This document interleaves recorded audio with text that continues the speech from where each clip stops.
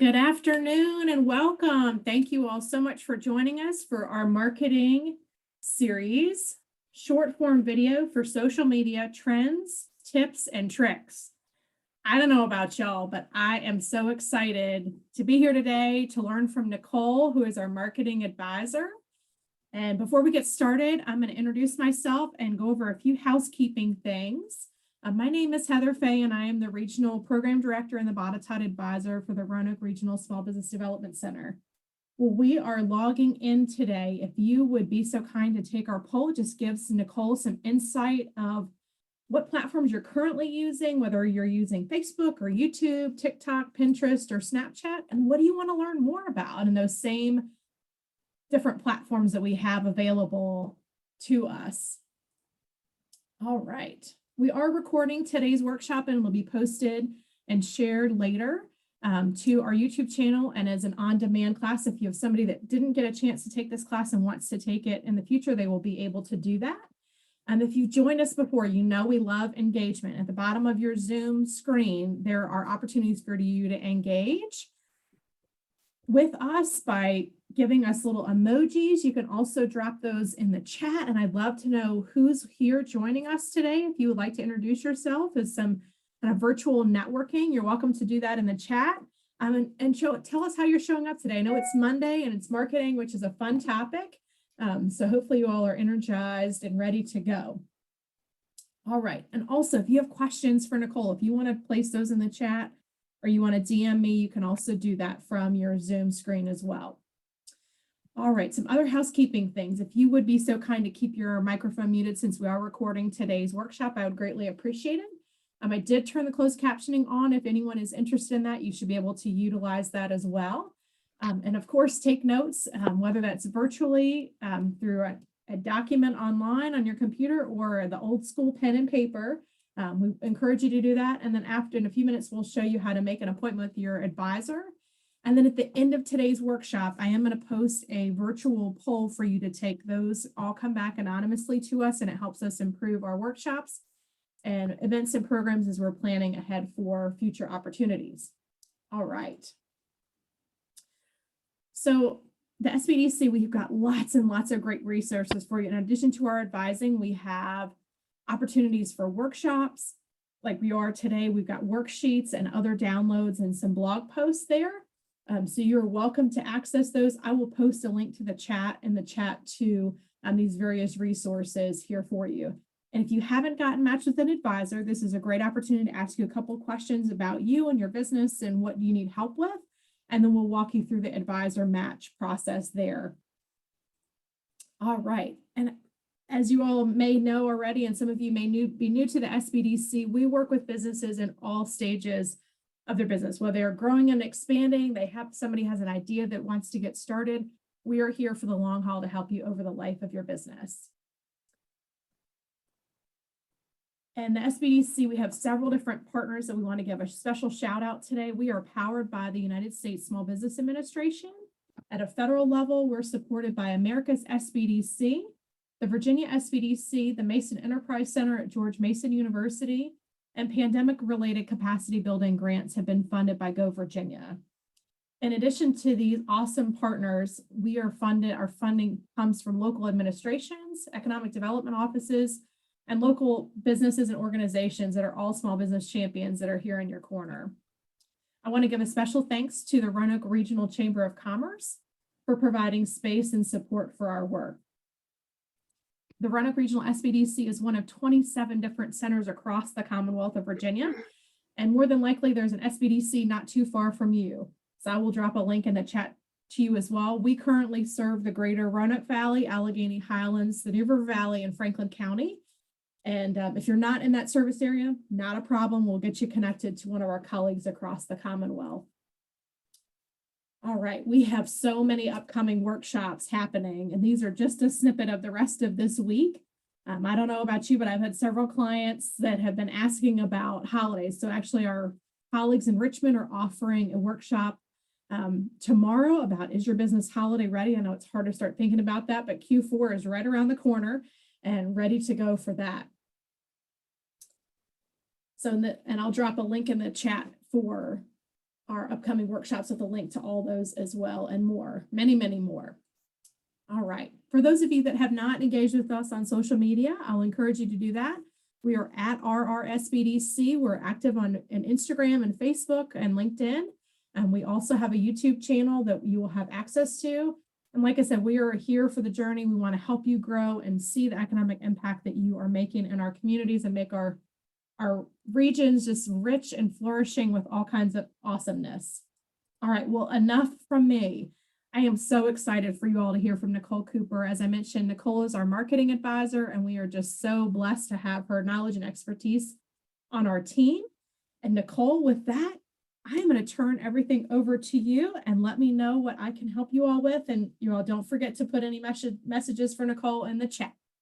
Thank you, all right, Heather. Nicole, take it away. Thank you so much. And thank you everyone for joining us today. I hope you had a wonderful weekend and that you are, your Monday is gliding right along, and hopefully we can continue the day and wrap up your Monday, hopefully with some information that's going to help you specifically regarding short form video, which is super hot right now and continues to grow and has been for some time. So we're going to address that. I wanted one thing really quickly. I noticed our marketing series opening poll. I noticed that Instagram didn't make it. It was on the list, and it's okay, Heather. Heather's saying, oh no, but I know that's a huge one. And a lot of the content in my presentation today does refer to Instagram. So don't worry if you don't see it on the list. We didn't cancel Instagram. We are still addressing it. And Facebook and Instagram are owned by the same company, Meta, which many of you know. And as recently as yesterday, they were unveiling some new things that I'm still learning about as well in terms of Meta for creators.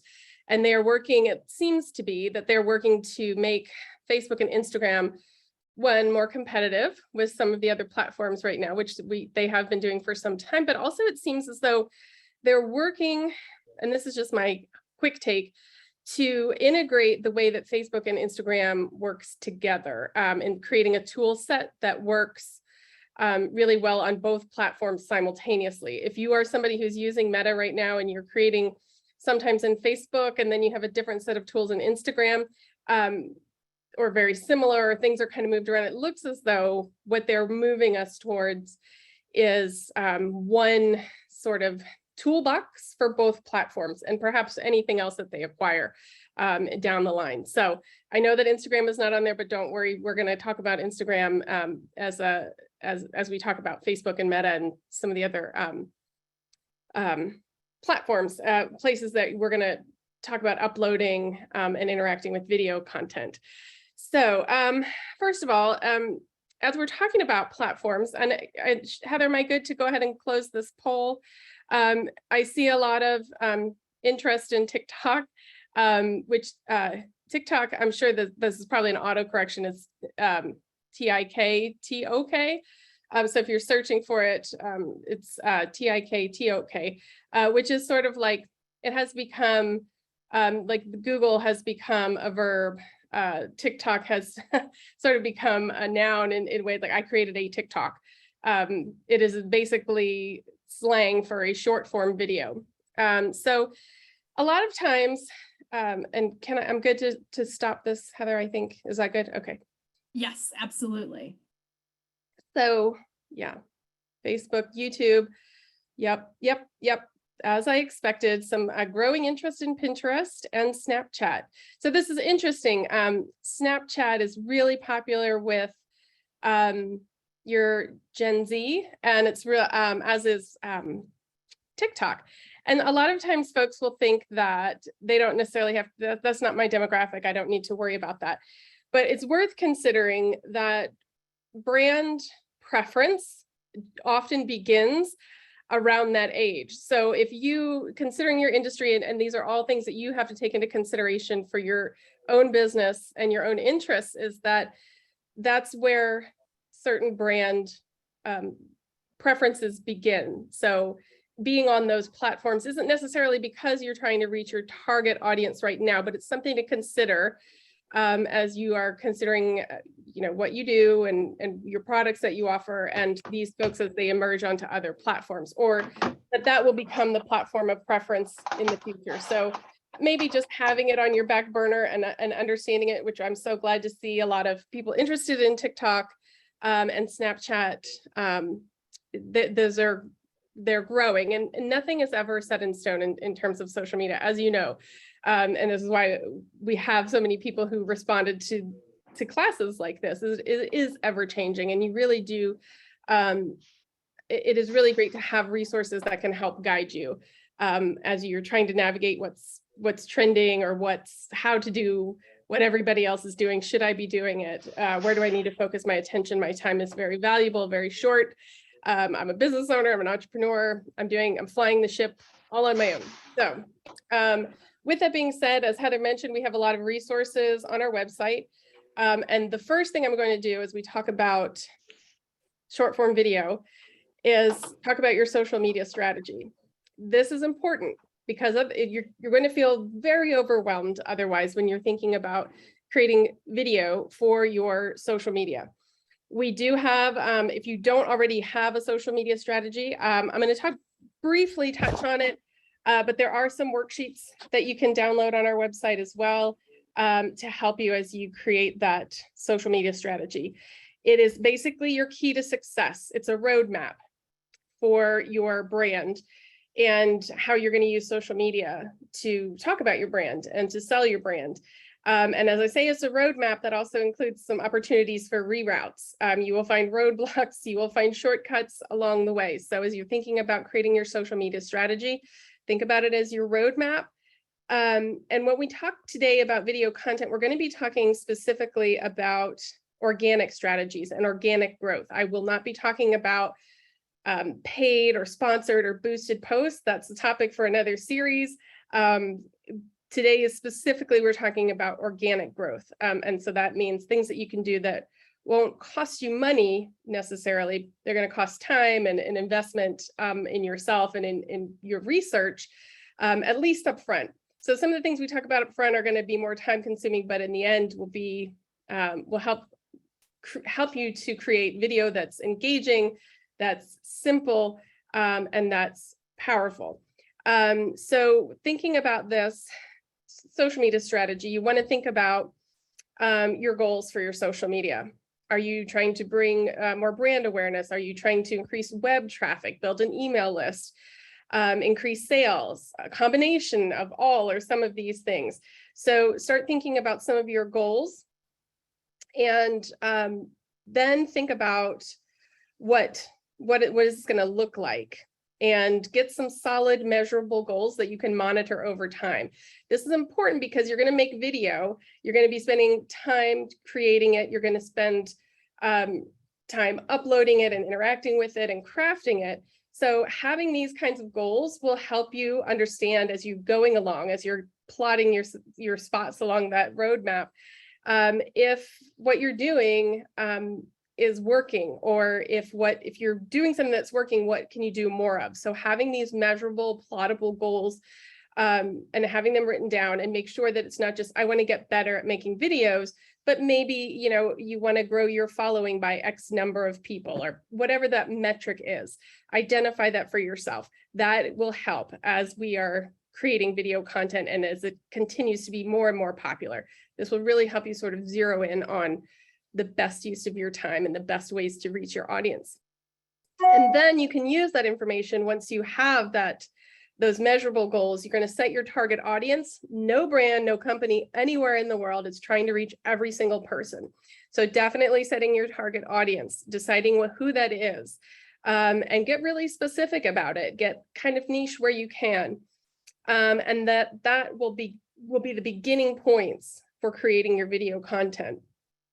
And the next thing you want to do is think about the platforms. So once you've determined who your target audience is, that will help you to determine your platforms. As I said, when we opened, young folks are the youngest social media users right now are on TikTok and Snapchat. And they're sort of migrating around. They have YouTube is still popular, really, really popular among young folks. So finding out who your target audience will then help you find your platform and the kinds of messages that you want to create. So the next thing you need to decide on an amount of time. When you're creating content, video content specifically, we need to be setting aside some time to brainstorm. It's time to record. Don't worry about, do I have to have a change of clothing if I'm making several videos? No, you don't. You don't need to overthink it unless you're specifically selling clothes. Then you might want to change of clothes. Like if you're highlighting a different look per se.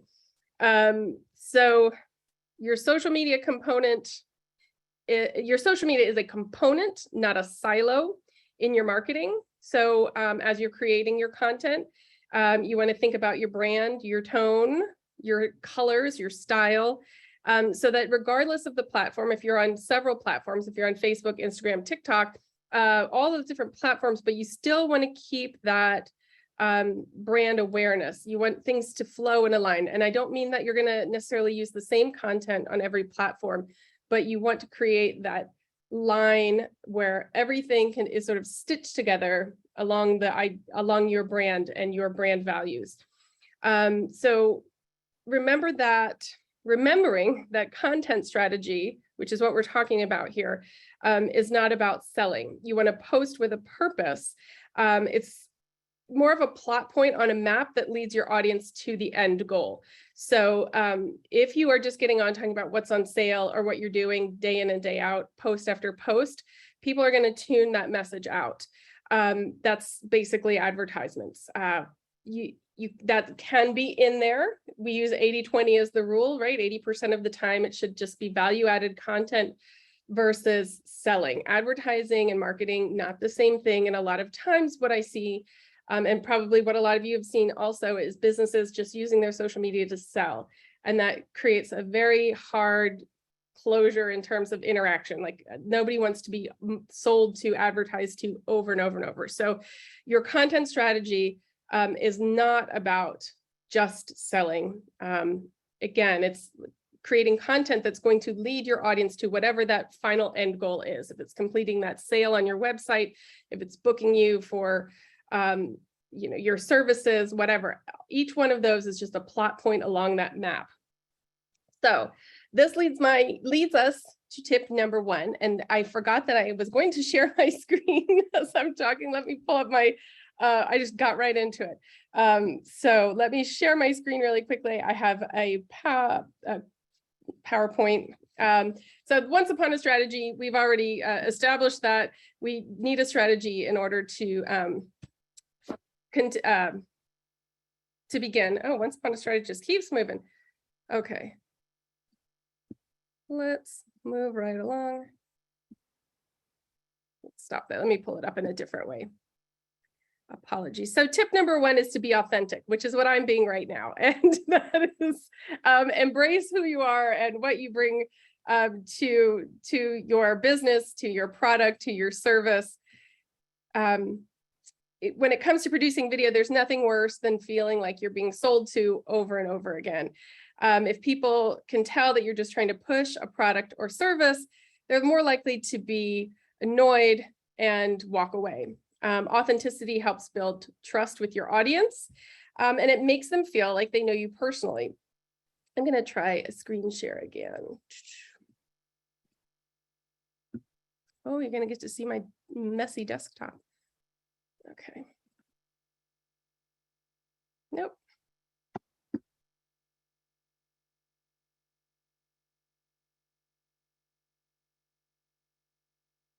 All right, so we're not going to do, sorry about that. So yes, as a result, as you're building this authenticity, sharing your authentic self, people are more likely to listen to what you say because they've come to trust you and your voice becomes important to them. And that includes your product or service. So building that relationship, that authentic, sharing your authentic self, that is the best way to build your brand. And it's showing your audience who you really are and what you stand for. Social media, this is a quote that I loved, and I thought about trying to repurpose it, but I'm just going to give you the quote actually. Social media content manager Kelsey Yamada says, video is a low commitment and engaging way to connect with your audience. Brands should figure out what their unique point of view is and how they can stand out in the noise. The desire to be on trend is always tempting, but Yamada stresses that brands should be selective about which trends they partake in. Not every viral TikTok sound or meme form will align with your content strategy or brand, so don't force it. Focus on catering to your niche and stay authentic first. Don't be afraid to make something completely from scratch. Trends have to start somewhere. And then the next question is, how do we do this? How do we create this authentic content that's not just about selling? So I have some options for you. And number one are behind the scenes, sneak peeks, unboxing videos, very, very popular. There are people who develop entire fortunes on unboxing videos. Not that you have to do that, but it's that idea that you're sort of inviting your viewer, you're inviting your follower into a space that they otherwise wouldn't have access to. You can share personal stories and why you do the work that you do. You can share what inspires you.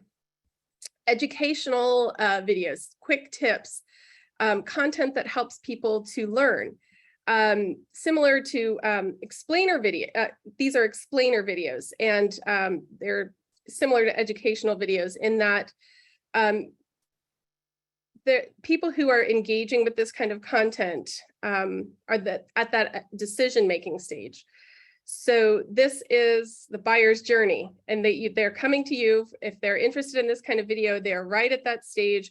And if done right, you can turn those decision makers into customers with these types of videos. So know that it's not just you sharing the secret sauce. You really can create a lovely brand relationship with your clients. Some how-tos and DIYs are other great ways to make content that is educational, but not direct selling. Folks, if you're in real estate, maybe sharing a video on how to prune rose bushes, or if you're a plumber and you want to talk about, quick ways to save money by, changing something on your water heater, those kinds of things can be really wonderful bits of information that builds trust. It can be shareable content, which is great because you're going to get that interaction, and you hopefully that will help boost you in the algorithms as well. So let's see. Some other ways to use video to build your audience. Engagement posts, they're meant solely to engage. They can be helpful algorithmically, but you do want to still make sure that these kinds of videos still align and relate to your business or your brand.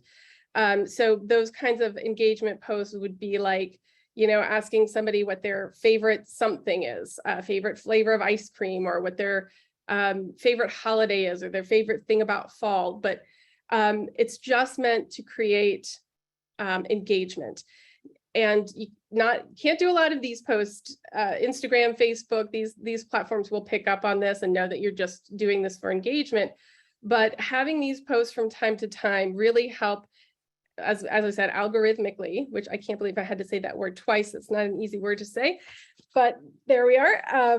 This will really help to get you in front of more people's eyes. And so the more they interact, as the algorithm is trying to learn what each user is looking for in their feed, when you yourself click like on something, you're going to start to see more things like it. So you are providing feedback to the algorithm, and it is trying to respond. So when your business creates one of these engagement type posts meant strictly for engagement, that becomes a sort of a ping in the network to say, okay, well, maybe this person wants to see more from this business. So having these from time to time can be really helpful. And again, not just, cat memes or whatever, as fun as they are, but do make sure that when you are creating these kinds of videos, you are thinking about how it aligns or relates to your brand. Call to action, when you make a video, especially if it's a longer short form video, something maybe over 15 seconds, think about putting a call to action in the comment section or in the caption. these calls to action would be like tag a friend, or go to our website for more information, or follow this link to whatever it is. So these calls to action can be put into the comment section. That being said, that's not going to work on Instagram. You can't put a clickable link. So you'd have to be very specific if you're creating something like that in Instagram. One way around it is a link tree, which I'm going to talk about a little bit later in the presentation. But something to think about is creating the call to action. You want to keep them simple. You don't want to make a call to action in every post, just like when I was talking about those engagement posts. You don't want to call to action in every post. You're going to get dinged again by the powers that be, because then it'll look like you're just trying to create interaction. So if you do create a call to action in a post, just make it one specific call to action, not, hey, click this link, and while you're there, check out my book that's also on sale, and then check out these upcoming events where you can find me. Those are many calls to action in one post. Those could be broken down over time. So your calls to action should be simple. You can drop them in your caption, or tell us in the video what that call to action is. And if it's something clickable, if you can type it in there, like go, check out my link tree, check the link in my bio. That's a very simple call to action, and that they can be really useful as you're creating content and finding out what people are interacting with. So when you're checking your metrics and seeing which posts are doing well, are your calls to action doing well? And another way to do it is contests. If you are running a contest online, be careful about which platform. Each platform has different rules about contests that you can run. So just be mindful of what kinds of contests you're running. I think it used to be that Instagram was a little more loose about how they ran how they allowed people to run contests. Facebook was a little stickier, but I don't know. That's what I'm saying. These things can change, and there's not always a big call like, hey, we've changed how we're doing this. So just make sure if you're going to do something like that, you're checking, going into the FAQ section and finding out if your contest is meeting all the rules. So again, so you don't get dinged and you don't get put in Facebook jail and all that other fun stuff. So okay. So be authentic. We've touched on that. Find and follow successes. Identify other accounts creating content that engages you. Ask yourself what exactly resonates with you and how you can apply it to your own content strategy. That being said, here's a tip for you. On the days that you're going to do recordings, if it's a planned recording, if you're sitting down to create or batch content, which I'm going to have a link for, we'll send to you at the end of this, to a video where a woman is really giving some great advice on how to batch content. And I would suggest doing that if you can possibly carve out some time to batch some content. But on the days where you're going to be recording content, especially if you're going to be on screen, try to avoid being on social media before you do that. One little trick I've seen is that what happens is when you avoid it, it's easier to remain your authentic self in that day. When you start using it and then you're like, okay, I'm going to get off my phone or close my computer, and then you sit down to record some video, you really can, your head can get really murky, and you can overthink things. Imposter syndrome can set in. You'll have analysis paralysis sometimes, where you'll start watching other people's videos and just scrap your plans to do yours, where you're like, I can't do it. I can't. So I would just try to see if there's a difference. If you are like dubious about what I'm saying, maybe it doesn't apply to you, maybe try it both ways and see what works. But sometimes once we start engaging with content on our own, especially watching videos, it can be an intimidating space. And so if you are planning to record some content, take some time to avoid the socials and get in a good headspace. So tip 3, schedule time. This is what I was just referring to in terms of batching content.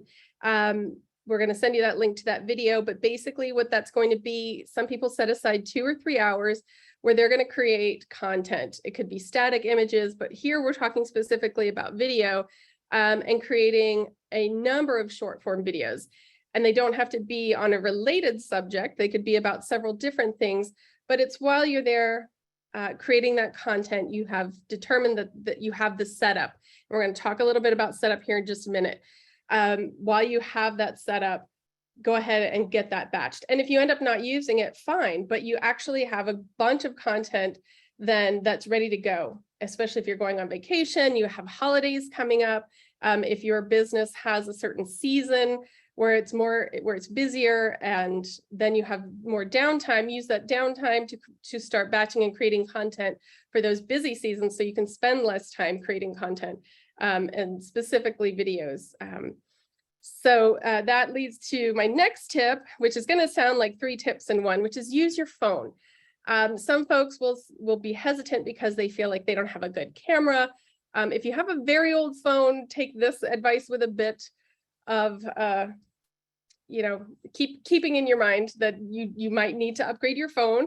But your phone is a wonderful, powerful tool. And I'm going to say it sounds like 3 tips in one, because I'm going to say use your phone, keep it vertical, and keep it on your phone. This is to say your video is going to be compressed when you upload it to social media. So even if you have a really high quality camera and you're taking this beautiful video, and if you want to do that, fine, but we're going to keep this is about keeping it as simple. These are tips and tricks. So using your phone, video is going to be compressed when you upload it to these social media sites anyway. You want to keep your phone vertical. There, for a long time, they were trying to tell us you should turn your phone so that you're shooting in landscape mode. And now it's actually counterintuitive to do that. We are told not to do that. And the reasons for that are that vertical is how most people look at and engage with their content anyway. You're looking at your phone, it's just more natural. So if you are shooting and uploading in horizontal or landscape, you're asking the user then to change, the way that their phone is situated, and it creates a disconnect. Research has found that people, as they're engaging with videos when they're shot vertically, continues a sense of intimacy and connection, versus once you turn that phone horizontally. For me, a lot of times the only reason I'm turning it that way is to watch a preview of a movie or something that I want to watch, or if I'm watching something instructional. And so if you are working on building that brand awareness and intimacy, having that vertical video will help keep that user locked in. It's more comfortable for them to hold their phone that way. It's less awkward. And that's just how people are consuming video. So staying in, if that's how they're consuming it, meet them where they are, versus turning it into landscape mode. And remembering that your selfie camera is not as high quality as your back-facing cameras. So we'll talk a little bit about that in the next section, how to sort of combat that as well. And the third of the 3-in-1 tips here, when we're talking about using your phone, is as you're shooting video, most of these apps and websites have an interface that you can shoot from right within the app. And just about anybody else who does marketing and social media management will tell you not to use those interfaces. Record the video, save the video to your phone. You can even create a folder on your phone or upload it to your Google Drive or wherever you save things. And that you have that raw video then that you can edit and re-edit and upload to different apps. And that's important for a number of reasons. If you're shooting within the app and the app crashes, which we know happens, you lose that video. It doesn't automatically get saved to your camera roll. So saving it and just recording it in your camera roll will help. That, cameras can fail too, but they're less likely to crash than an app. And you can then index it easier. As I said, if it's on your phone, it makes it easier for you to access in other spaces as you upload it to wherever else you might be editing. If you are editing in some kind of editing software or app from a desktop, from your phone. It makes it a little easier. And video is also, depending on the app that you're using, it has there are different ratios that they want things formatted. Even within Instagram, a story is formatted differently than a reel, than a post. So there are all these different ways that you need to format your video, and you don't want the sides cut off or words cut off or anything like that. So using your phone and saving to your phone, big tips. Oops, went the wrong way. Check yourself. So check your lighting, check the sound, check the focus. Some phones have autofocus, and that doesn't necessarily mean that it's on your subject. So what has happened, and you might have seen some of these videos yourself, where you're like, why am I looking at the chair back there, but this is the person over here that's talking? You can usually tap on your screen on most phones. If you tap the screen, it'll adjust where the focus is. So make sure that as you're lining up your shot, not only do you have good light, that there's good sound. Even when you're outdoors, if you can't control all of these things, doing a quick sound check. So the video could just be a couple seconds of you talking, introducing yourself, whatever, and then play it back and take a look at, am I standing in hard shadow? Is there something behind me that is distracting? Am I being photobombed accidentally? Is it hard to hear because I'm standing too close to this air conditioning unit? Whatever it is. So doing these sort of sound and light checks, even for spontaneous video, if possible, definitely do those quick tests to check for light and sound. A mic of some type, if you are doing planned shots, if you're sitting down to batch content. A microphone can be a lavalier microphone. It can be a set of headphones, as long as the headphones have a mic in them. And then there are desktop microphones that you can buy also. So having that good sound source, if you have the opportunity, go ahead and use a mic when possible. And then also consider even a small tripod. There are very, very compact ones that some of them turn into selfie sticks. Some of them are tripods that are bendable, and having that as a place to set up your phone. Again, if you're thinking about using the main camera on the phone, not the front facing selfie camera, these cameras on the back of your phone are more powerful and create better looking videos than the selfie camera. But if the selfie camera is what you got, it's what you got. So we're going to go with it. Those tripods, I've even seen them at Kroger. You can find them just about anywhere, office supply stores, that sort of thing. And some of them have bendable legs, and you can put them in all kinds of interesting places.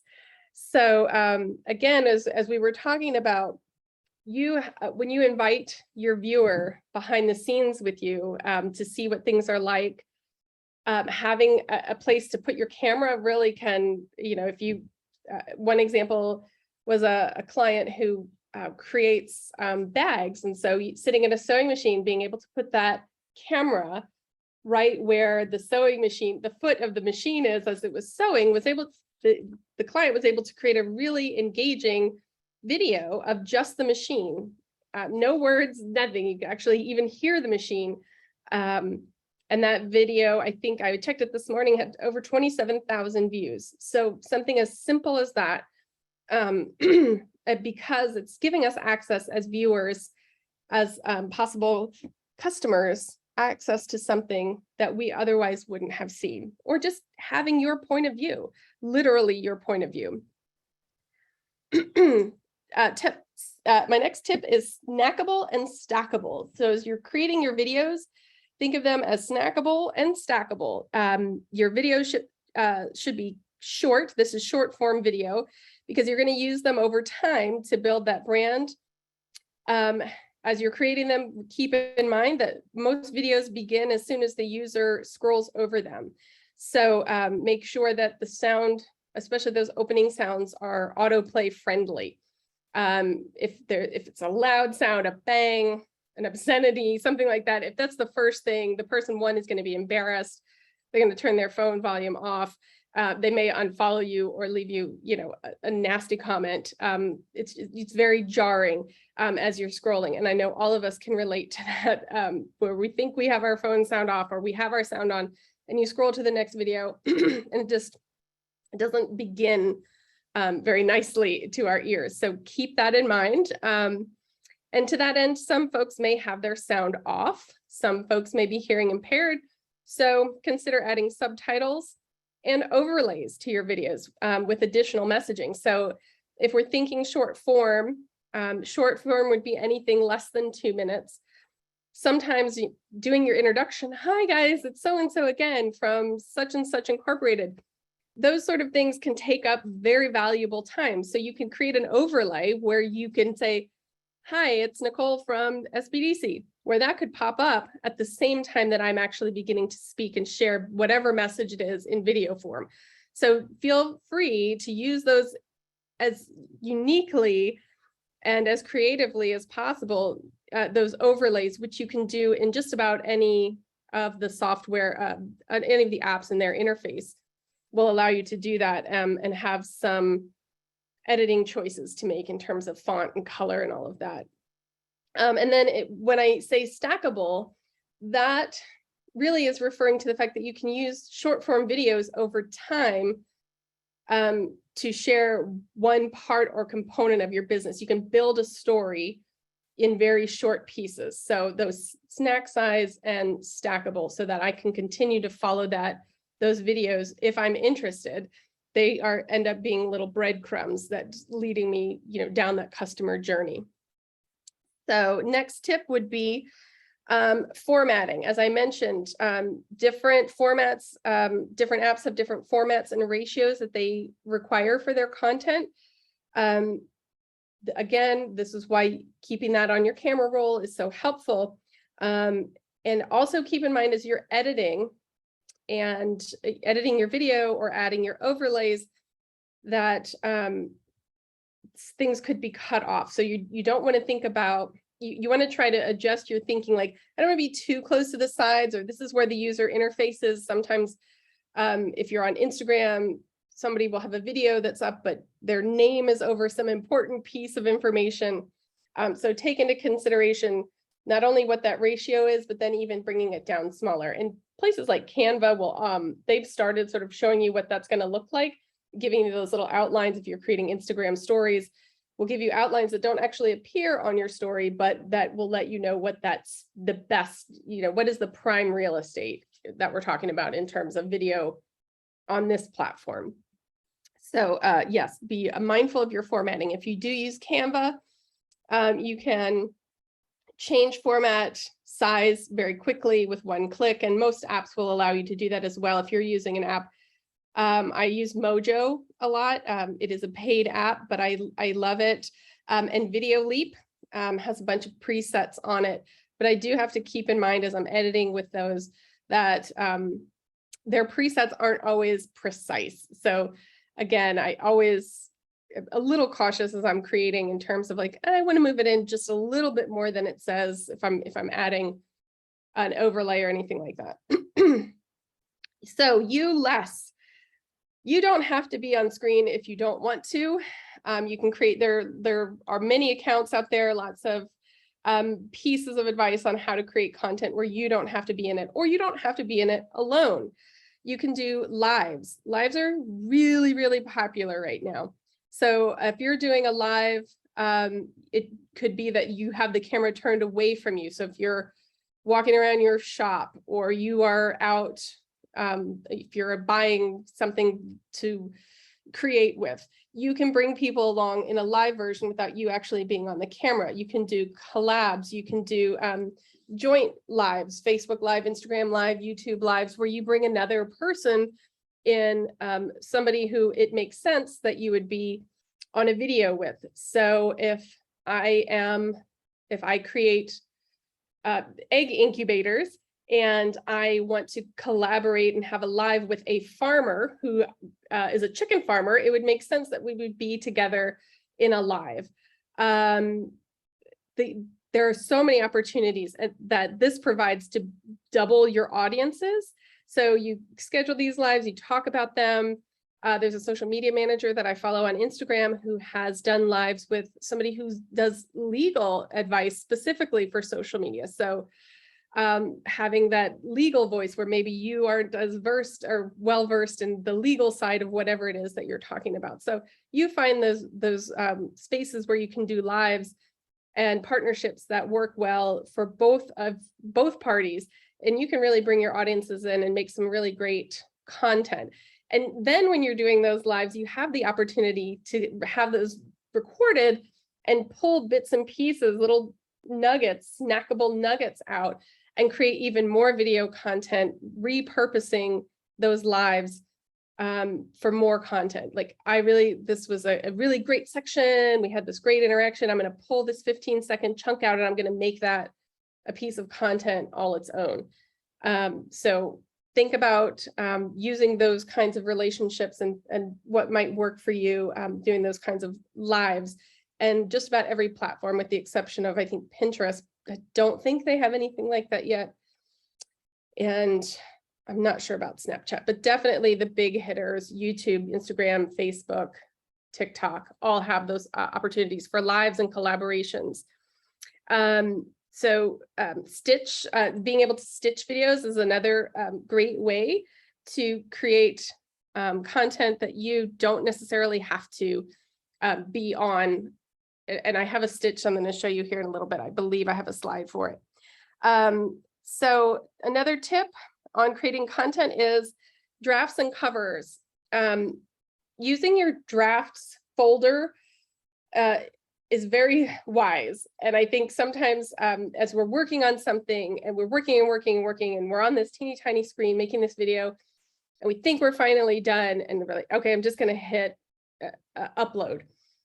And then you find a mistake in it because you've been so deep in it, and some mistakes are fixable, but some are not. You would have to take it all the way down, fix it, and then re-upload it, which can be bad if you find the mistake once you've had some interaction already, once people have started sharing it, or commenting or interacting. So you don't want to interrupt that once it's begun. So using your drafts folder, even when you think you're ready to upload, putting in your drafts folder, giving it a beat, and then going back and watching it again after it's been put into your drafts folder.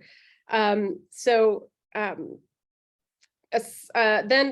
with that is your ability to choose a cover image for your video. And it's just going to select one for you. It's not going to pick the best one. If it's a video that you're on it, there's a very good chance, I don't know if this is on purpose, but you're going to have one eye half closed and your mouth is going to be slightly open and it's going to be very unappealing. And you're going to regret that that's your cover image, that's your thumbnail. You can choose that. And that is usually when people get to that step, again, they're ready to just upload it. And then they see that little preview image and they're like, oh my gosh, well, that's embarrassing. I hate that. You can't fix that once it's uploaded. You have to take it all the way down. You can't choose a different cover image. So tap on the thumbnail of the video, and then you can in many of them, you can upload your own cover image if you have a graphic that you want, so that the graphic is the cover image. Maybe if you're doing a how-to or a DIY or something like that, or some piece of educational content, and you're using your brand colors and your logo, you can create that. So you can upload your cover image, or you can scroll through the video and it will give you different screenshots from that video that you can choose the most appealing, or something that might also be engaging. It could be that somebody sees that cover image and be like, I wonder what this video is about, or like, this looks like something is about to happen. This glass looks like it's about to tip off the table. What's happening in this video? So be wise in choosing that cover image. It's, as I said, it's usually not editable once it's posted. And I believe the same goes for things like if you have done captions, once it's uploaded, again, you can't go in and repair them. So mistakes will be made, but these are just some tips on how to avoid doing it too often. And then we're going to talk about using your tools. Things like trending audio, green screen, voiceover, which is great for vlog style posts, like video blog posts. So this is another opportunity if you don't want to be on camera, where you can have some video content with you doing that voiceover, talking to us about what we're seeing or what you experience. So this would be your vlog style post. Heather and I went to an open house the other evening, If I didn't want to be on the camera, I could have taken a few bits of video content of us walking up to here in Roanoke Firehouse #1. We arrived at the firehouse and and then go in another piece of video. We had catered food, and so you could build that vlog style post without you actually being on it. So using those tools, such as the voiceover, play with the green screen, watch for trending audio. You can usually save trending audio files. You can message them to people if you wanted to put a call out, even if you have a trending audio that you really love, or you create an audio and you can create a call to action where you can encourage people, what would you do with this sound clip, and asking your followers to use that sound clip to create content and interact with your brand in that way. And then that gives the opportunity to share some user-generated content, as well as really get that kind of good engagement. And hashtags, both niche and trending hashtags for your posts. Adding hashtags in your description gives your videos a better chance of being seen, and it allows you to drive discoverability, build brand awareness, and extend your reach. How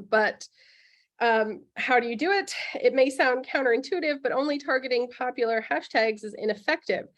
They do command a larger audience, these really popular hashtags, but that also means that they're very competitive. So finding also niche hashtags have fewer people searching for them, but they tend to be more highly engaged and interested. And I'm going to give you an example of this.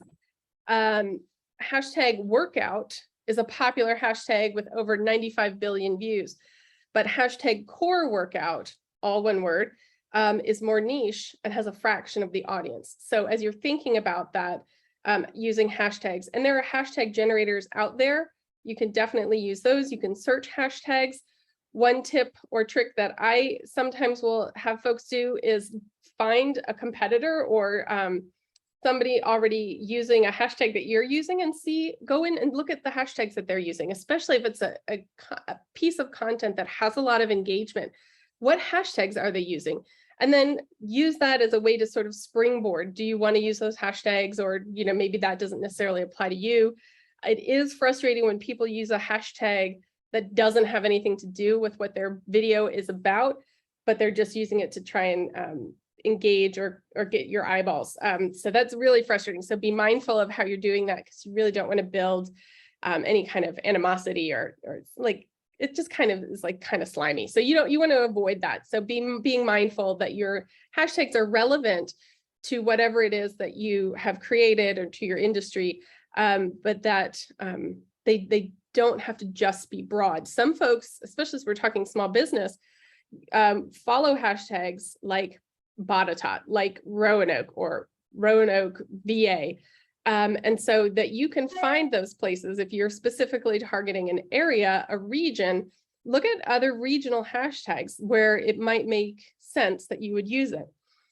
And they're also this is a really important piece here. Hashtags are a way that people are going to find you as they begin to use things like TikTok more as a search engine than ever before. TikTok is not a search engine, but it is the #1 search engine among Gen Z right now. So people search by hashtag, and this is how they're finding people. They prefer video content versus stuff that they have to sit down and read. So as you're using hashtags, that allows you to be discoverable in a way that people haven't used them before. So thinking of them as a way to get you onto a new type of search engine.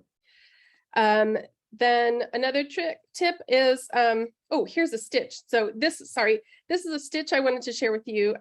This is an example of how to use a stitch. So this is a stitch, just like in sewing, right? You have a piece of content, a video content, and you are going to do a side-by-side. So they're stitched together. So this is the sneaker clothing brand Puma. So it's really interesting. Again, this is a great illustration of how they're not selling their product, they're selling their brand. And this has nothing specifically to do with Puma clothing or shoes or anything like that. They've taken a piece of user-generated content and they've stitched their own to it. So this is a TikTok. Hello, we're twins. We're twins. Yes, sir. I am me. She is she. Except when I pretend I'm her. And when we switch, you can't tell which is which. So it very cute take on what's really popular right now, which has been popular, those little cappuccino designs. That was the Puma logo. So there's a little wink there to that. That's why it's makes sense for it to be on their feed, but it's also a fail. So it's funny. People like to laugh. That's one of the main reasons people interact with content, is how it makes them feel, generally, specifically humor or fun. So that was just a funny little way that to stay on a trend, but also bring some brand awareness and sort of build like, oh, well, look at Puma making funny jokes about and using themselves as the butt of the joke. So there's the whole lot that you can unpack in that. So yes, that's just an example of a stitch, but also an example of what I've been trying to say this whole time about building that sort of brand awareness with your content strategy. Linktree, plant your tree. There are other services like Linktree, but it's basically a place for you to store any link that has a URL that is clickable to anything that you're doing. If you have events, if you have several websites, if you have partnerships, you can put them all in your Linktree so that you have one URL that you can share. And what I usually advise folks to do is create a QR code using that Linktree address. That Linktree address will always stay the same once you've created it. You can change the links that are within it. If you have an event that's coming up, you can schedule it so that link goes live when the event goes live. You can take things down when events have passed or when you're no longer using a certain site. You can share every place that you are, everything that you're doing, even links to specific videos. Links to signing up for your your email list. So once you share that link, you don't have to tell me everything that's on it. Once I click that Linktree link, I'm going to see all of the places that you are. So you don't have to sell me on your email list. I'm going to see it as soon as I click that link. So think about setting up that Linktree or something like it. There's several out there. I can't tell you that one is any better than the other. There are free versions for most of the most popular ones. And keeping in mind that on Instagram, you have very limited options in terms of places where you can put clickable links.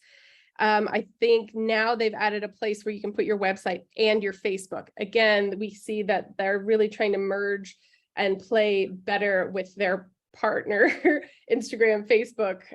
It looks like those wheels are being greased a little bit. So now you can also add your Facebook in your Instagram bio, as well as your website. And again, when you make those calls to action, having that Linktree set up or something like a Linktree, very easy, just click the link in our bio to find, whatever that call to action is. So some other things to consider when we're talking about video content, reels and stories on Instagram are not the same thing. Stories go away after 24 hours. Reels are what are really popular right now. It's Instagram, Meta's version of a TikTok. So you can create a reel. If you want to create video, I suggest creating a reel, and then you can share it to your story. And that link will go up there in your story. And I think the first 30 seconds are viewable, and then they'd have to click to watch the rest of the reel if it's longer than 30 seconds. But you can't upload a story and then try to make a reel from it. It doesn't work that way. So you can create the reel, then share it to your stories. And then the stories are infinite. But the reels are infinite. The stories will go away after 24 hours.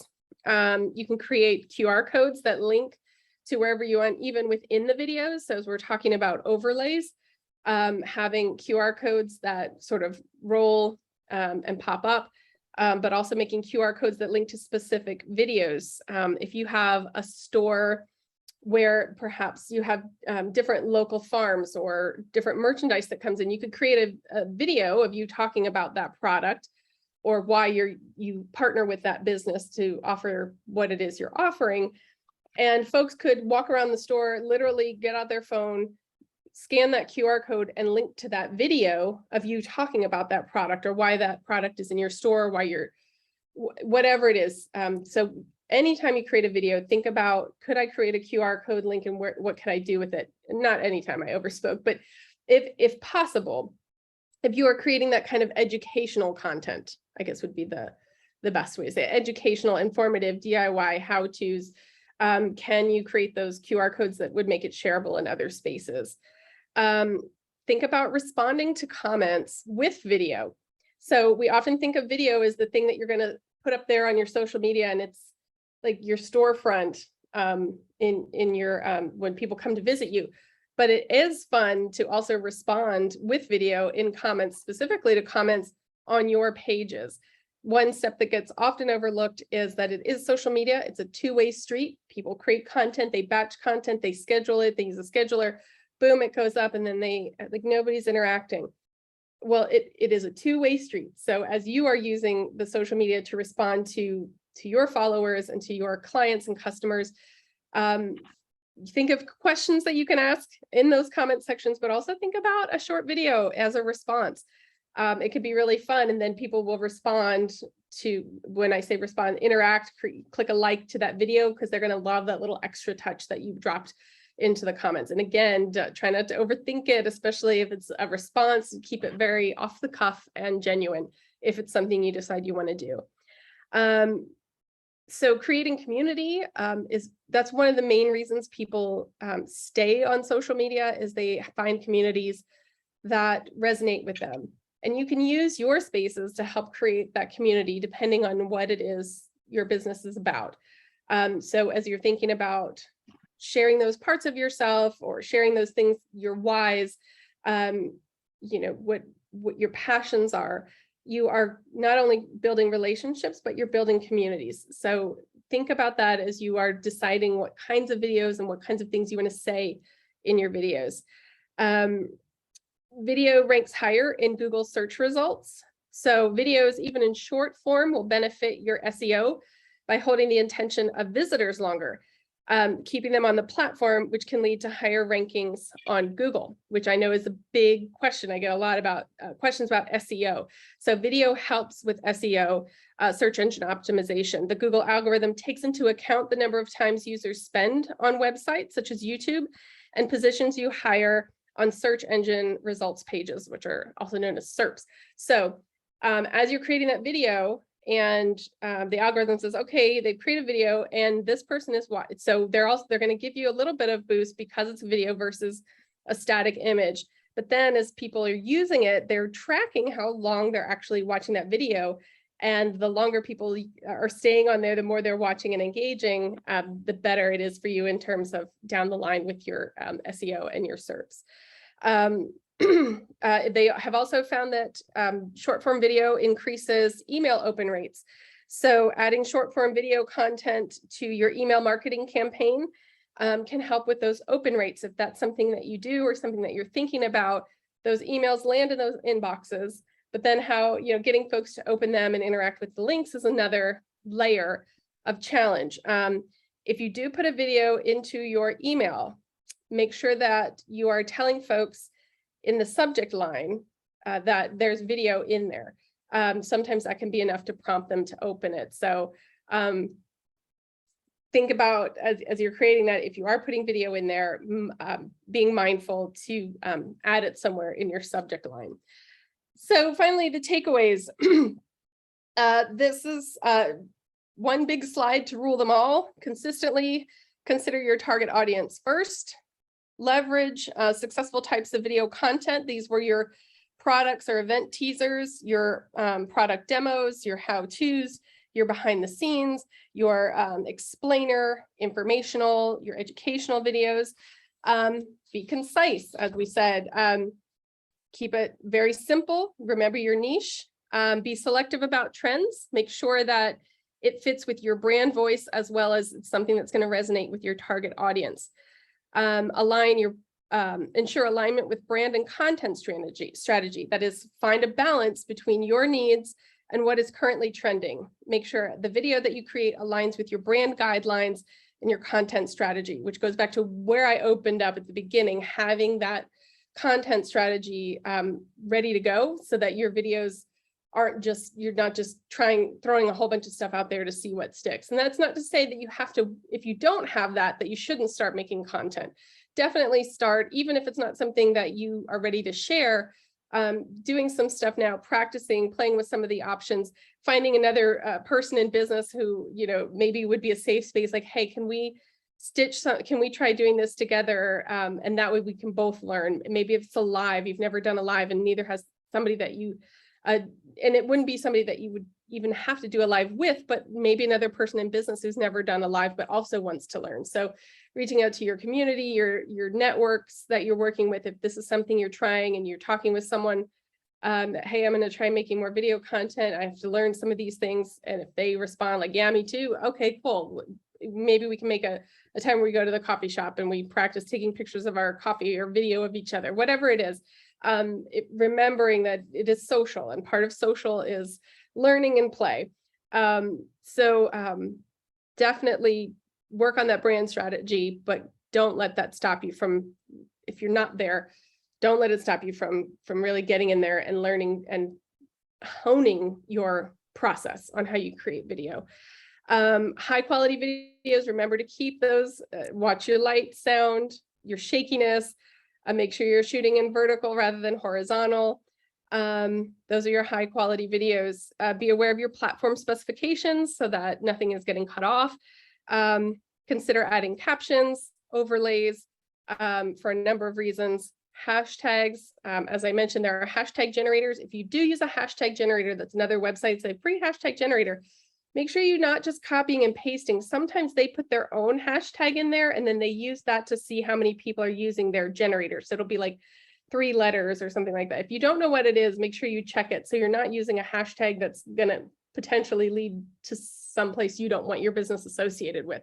But there are many hashtag generators out there already. And as I said, you can do your own homework by going into some of those comment section and seeing what other folks in your area are using and what's successful. And to that end, watch videos that are already successful as you're following people and figuring out what it is you like about what they offer, why you like it, and that it's successful. How are they doing it? What is it? What can you distill from that as a model for what you want to do and how you want to be presented, without feeling like you're just copycatting, how you're going to bring yourself into it, but finding those things like, I really love the light that this person shoots their videos. They have such beautiful natural light coming in, or whatever style that it is. It's up to you and how you want your brand to be represented in video.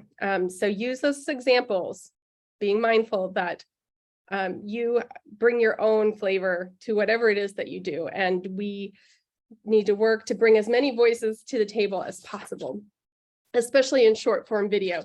If you are using something like YouTube, another thing to consider, YouTube Shorts is in the game.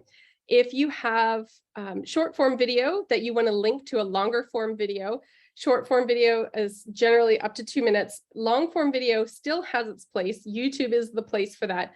The sweet spot for long form video seems to be about 10 minutes. So what you can do if you're on YouTube and you're creating YouTube Shorts, which is the same as a TikTok, which is the same as a Reel, you can create a longer form video. So you can say, check out my YouTube, if you want to see more of this, you can check out this link or follow me on YouTube, and I'm updating, I have longer form videos that I'm uploading on a more regular basis. And that also could, if you're on YouTube, link to YouTube lives and that sort of thing. So a lot of information that I've thrown at you, and I will stop sharing my screen and I will take a look at the chat box, or Heather, if you have any questions that you've seen that you would like me to field, I can do my best to do that now. Awesome. Thank you so much, Nicole. I tried to capture the questions as they were rolling in here, so I will take it from the top. All right. When you post on Facebook, can it post simultaneously on Instagram? Yes, using your Meta Business Suite, you can do that. There's a differing of opinions in terms of should you be sharing the same thing on Instagram and Facebook. Certain professionals will tell you, no, you should not. You should be targeting your audience, your Instagram audience a little bit differently than your Facebook audience. But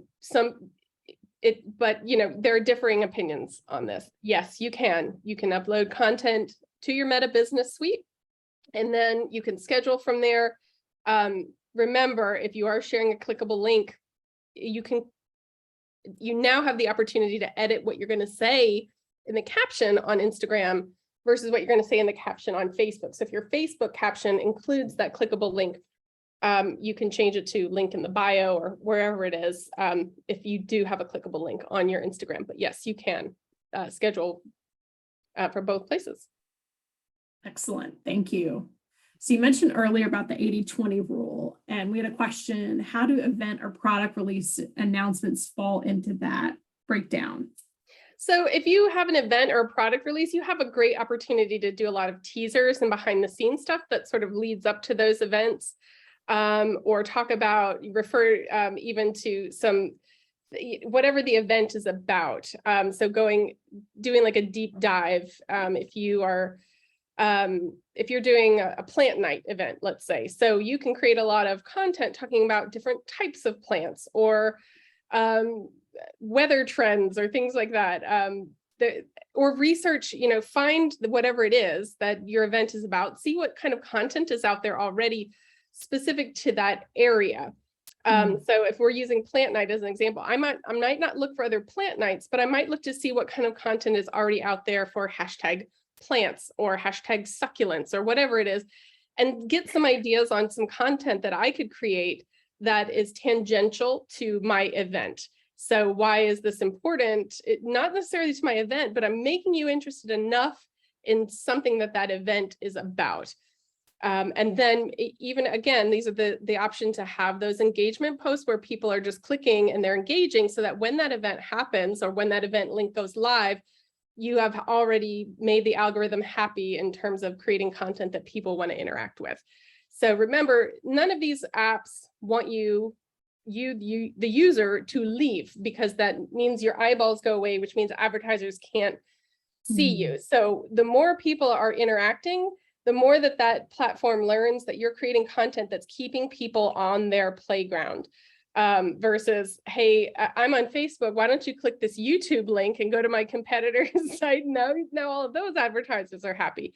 So keeping, staying in that sandbox as much as possible and creating content that, whether those people ever follow that link to your website or not, or that, that you will continue to be please the Facebook gods or whatever algorithm or whatever platform you're on.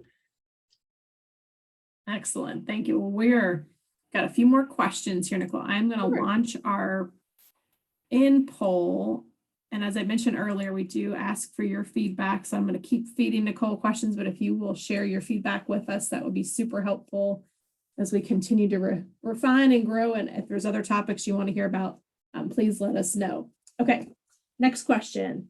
How often do you recommend posting with calls to action? Is there, there's not, but there isn't, there's not necessarily a ratio that I've seen, but I will say this, there are people who post every day. And the thinking behind that is, unless you're somebody who's like, I'm posting my menu every day, if you have something that changes very frequently, that's fine. But what happens is we end up hurting ourselves sometimes by trying to post every day, because it takes a while for our posts to continue to show up. So if you're posting every day, you end up competing with yourself in the algorithm. So it seems like the more I post, the happier the algorithm will be. And yes, but now you're creating competition with yourself. So, like when people make a steak, right? And they say, you're supposed to let it rest for a minute. So as you've got that hot piece of content that you've created, and you got to let it sit there, let it marinate, let people have a chance to interact with it. Sometimes, you'll find like a post that you made 2 weeks ago, all of a sudden people are interacting with it and you're like, what? This is one person saw it and commented, and now it's showing up again and again. So calls to action, I haven't found any specific number. That's not to say that it's not out there. I just haven't encountered it. But just think about sprinkling it in from time to time, and maybe thinking about how often you plan to post. So if you're planning to post 3 times, 4 times a week, maybe once, one in maybe 25% of the time it contains some call to action. So maybe there's not a set number so much as what works best with what your plans are for your amount of posts. Excellent. Thank you, Nicole. All right, next question. As a business, I don't get a lot of likes or views. What else can I do to increase my engagement, especially locally? Right. So this is one of the things I was saying about using the apps as a business owner, making sure that you're logged in as your business page, interacting as your business page, creating, again, this is not a silo for your marketing. This is just another component. So working on that content strategy, target audience, there are so many different components that we have to take into consideration, knowing that sometimes it's just going to be playing the long game and creating more engaging content. And some businesses, find a business that's doing it already, somebody in your line, and it doesn't have to be local. So find somebody who's doing it successfully and see how they're doing it. What kind of content, how are they interacting? How are people responding in the subthreads to their comments? And kind of gauge what's happening specific in your industry, not necessarily locally. But I mean, if I had the answer, we'd all be millionaires, right? So it's so much of it is taking the information that we have access to, looking at analytics and making these really best guesses based on the information that we have. And again, even among marketing and media professionals, you're going to find a differing of opinions because we're all just doing our best to gauge trends and to use the feedback that we get to make determinations in terms of where things are going. Excellent. There's been a couple questions about LinkedIn that we didn't talk about LinkedIn earlier. Yeah.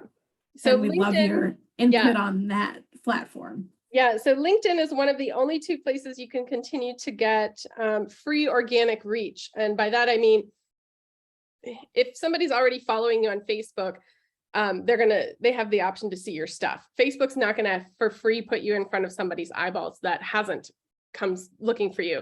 TikTok and LinkedIn are the last 2 places to get organic reach, meaning it's gonna say, you already like this, we think you'll like this too, and suggest you to people. TikTok, LinkedIn, very different platforms that we use for very different purposes with some more crossover now than we used to see. LinkedIn is business to business. You don't want to be using your LinkedIn to also share what you're sharing on Facebook and Instagram. LinkedIn is its own platform. And more what people are using LinkedIn for is the chance to share those educational videos. That's what business owners are there. So sharing those how-tos, I used to be one of the co-directors of the Strawberry Festival here in Roanoke, huge festival. And during COVID, we couldn't have our festival. And we still wanted people to remember the Strawberry Festival. And hopefully we would be back the next year, which we were. But we shared the recipe for our shortcakes. And we didn't have any shortage of people in the following years. So it's the actual recipe is out there. So we feel like sometimes we're guarding the secret sauce, but you are the secret sauce. So that's the thing, is that when you're communicating on LinkedIn, as you are sharing, remember it is you are the secret ingredient, and you are the ingredient that no one else can put into their, even if they're doing the same thing that you have the exact same product, they don't have you and your specific tool sets and your viewpoints and your creative ideas. Everybody is different and brings something different. So in LinkedIn, the challenge is to be a user, but in an interesting way. So adding value, being educational, how-tos, really helping business owners see a value in following you and interacting with you versus just plopping down. And I'm guilty of this myself in the past, just whatever I put on Instagram and Facebook, also putting on LinkedIn. So think about that. And you can do a little bit of research also to see what's trending on LinkedIn. And again, following those people who are successful and seeing what they're doing, and using that as maybe a springboard for what you can do. Excellent. Great segue to the next question, Nicole. Building on the trends, are there good places, if you will, or areas where you would encourage somebody to go if they're looking for specific hashtags or seeing what is on trend for their specific industry? Any insights on that? So, a lot of times in your industry, I rely on certain emails that I get every day, certain sources that I like that are specific to my industry. And then within them, I can usually aggregate like a couple bits of information, like, oh, I really need to tell this to this customer. I need to pass this on to this person. So one thing I would find some people in your industry that or people very industry, yes, starting with industry specific that you can get in your email list. Yes, in terms of what's trending, Heather, I had sent those links to you, or we're going to send those out. Yes. I have some links that I want to share that I'm going to share with you. Each one was created with the exception of the one about batching content. I believe it's TikTok, Instagram, and YouTube. I didn't include Facebook because Instagram kind of covers Facebook. There's an Instagram account called Instagram Creators, which Heather is going to share that link. Following some of these creator accounts, and there are many, many, many of them out there. You can also find social media managers.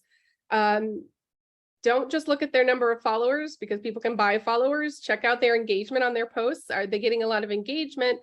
And so you can find social media managers who are out there staying ahead on trend, and you can follow their accounts in terms of not only what's on trend, but they often do how-tos and walkthroughs, how to make this kind of video or how to use this latest feature.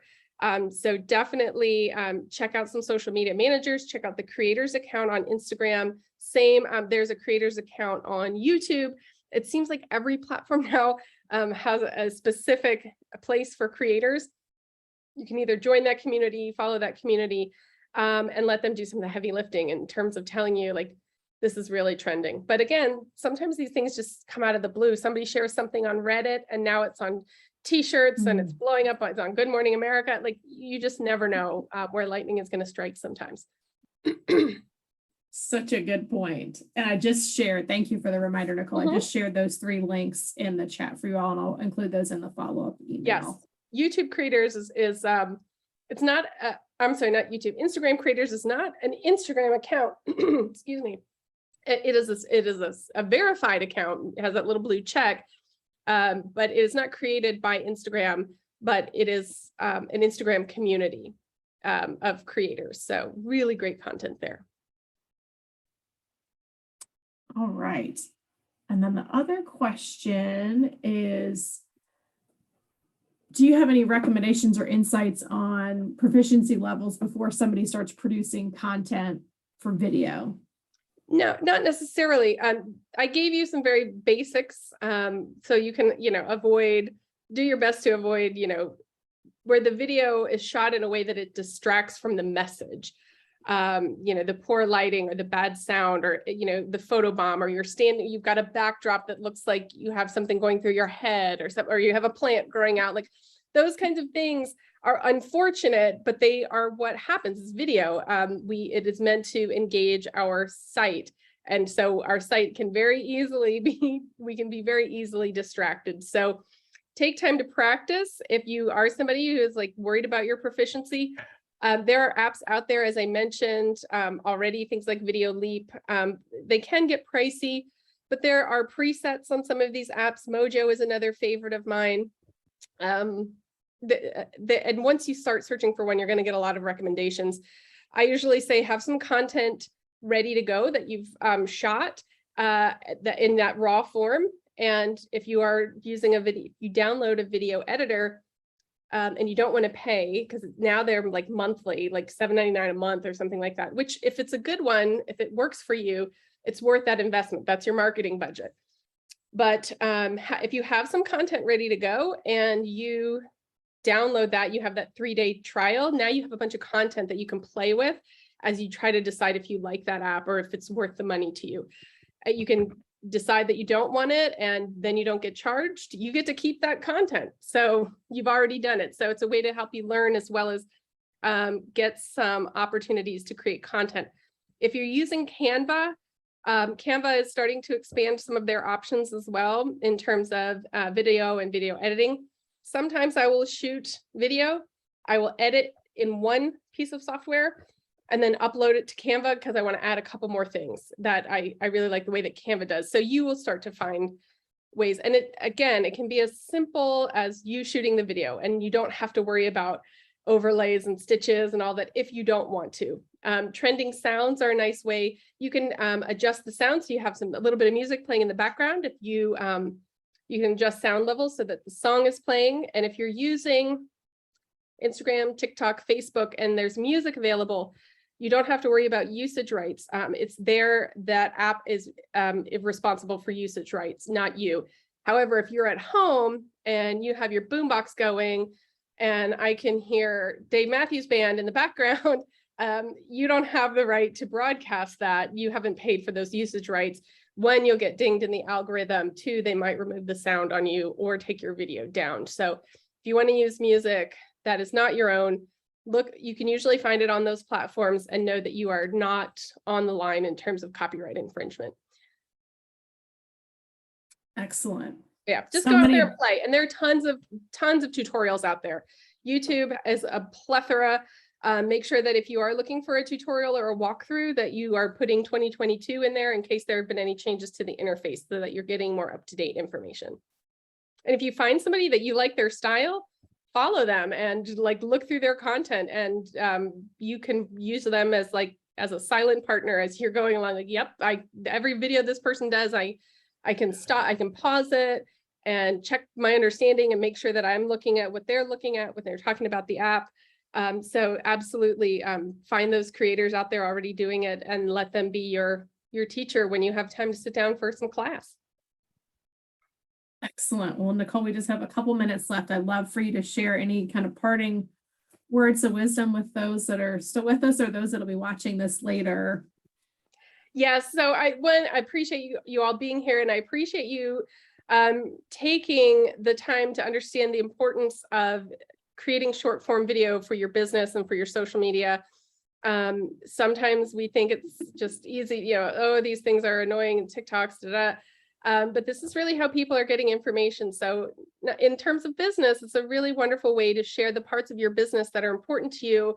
It's a way to build your brand, and taking the time to come here today, I hope, has given you some guidance in how to do that in an overarching way. When we first talked about making video editing one of the options, it really became overwhelming, even for me, to think about trying to walk you through how to use a specific piece of software, knowing that as I created it, I could wake up the next morning and there's been an update.